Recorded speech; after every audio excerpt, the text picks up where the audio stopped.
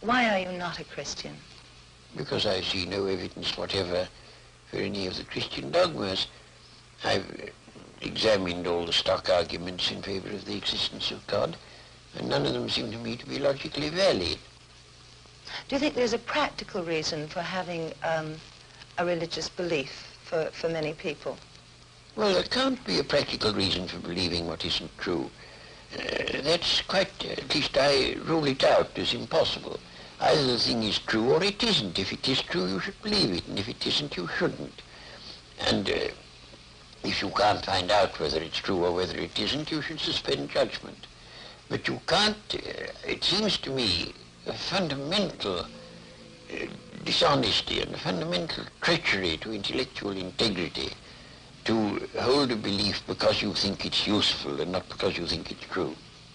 Well, I was thinking of those people who find that some kind of religious code helps them to live their lives. It gives them a very strict set of rules, the rights and the wrongs. Yes, but you know, those rules are generally quite mistaken. A great many of them do more harm than good. And they would probably be able to find a rational morality that they could live by if they dropped this irrational, traditional, taboo morality that comes down from savage ages. But are we, perhaps the ordinary person, perhaps isn't strong enough to find this own personal ethic? They have to have something imposed upon them from outside. Oh, I don't think that's true. And what is imposed on you from outside is of no value, whatever. Doesn't count. Well, you were brought up, of course, as a Christian. When did you first decide that you did not want to remain a believer in the Christian ethic? I never decided that I didn't want to remain a believer. I decided between the ages of 15 and 18, I spent almost all my spare time thinking about Christian dogmas and trying to find out whether there was any reason to believe them. And by the time I was 18, I discarded the last of them. Do you think that that gave you an extra strength in your life?